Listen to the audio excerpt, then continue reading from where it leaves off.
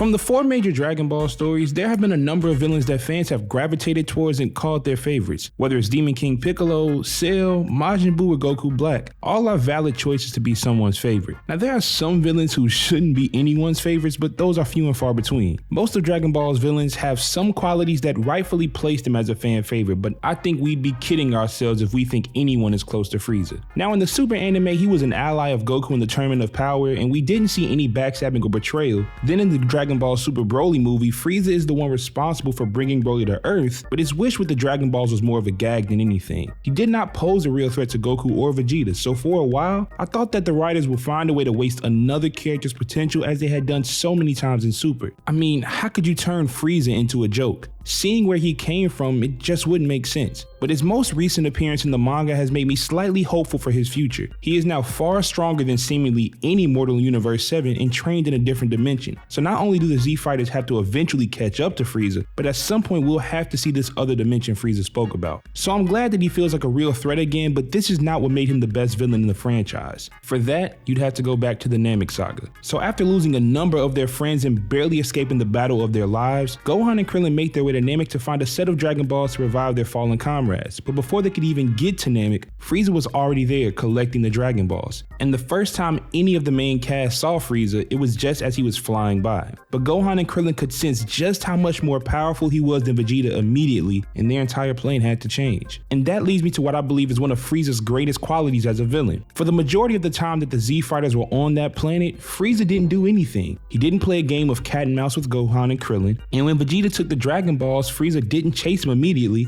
I mean, he even called on the Ginyu Force to come assist with the situation on Namek, but it wasn't because he needed help, but it was because he could. Frieza had such a death grip on the entire situation. He stayed out of it just because he didn't want to get his hands dirty. The fear of his power shaped the arc as a whole. Gohan, Krillin, and Vegeta had to develop more intricate plans for obtaining the Dragon Balls. Vegeta took out his forces one by one, getting stronger because he knew he wasn't ready to face Frieza when he first landed on Namek. Even before his scouter was destroyed, Frieza sensed the power of Gohan and Krillin and how they were easily able to take out his soldiers, but Frieza saw it as insignificant. Everyone who was against him benefited. The fact that he was so strong made him arrogant to the point where he never felt the need to react. And when you have a character that is that arrogant, it's already a little easier to be against them. But Toriyama made a fantastic decision by not giving Frieza any redeeming qualities. He's a ruthless killer, not caring that he took children from their parents and vice versa. He's also a malignant narcissist, and I know that people have called him racist for how he talks about the Saiyans and Namekians, and yes, he was nervous about the potential the Saiyans possessed, but after more than 30 years, I think it's clear that Frieza just doesn't care about anyone besides himself. He may show someone a little kindness, but only if they help Frieza move closer towards his goal. As soon as they don't serve him in the way that he deems satisfactory, he'll get rid of them. It's so easy to be against that guy. I like the character, I think he's great, but it'd be crazy to be rooting for such an evil person to win. Don't get me wrong, I love the sympathetic villain when it's written well, but for such a pure character like Goku, an antagonist who's bad just because works perfectly.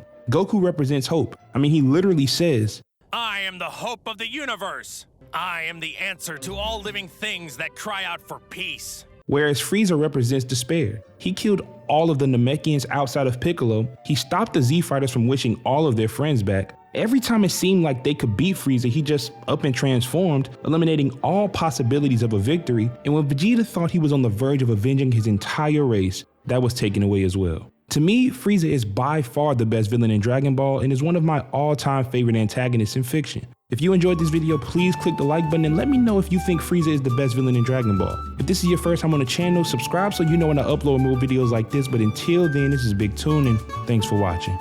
Y'all have a good one.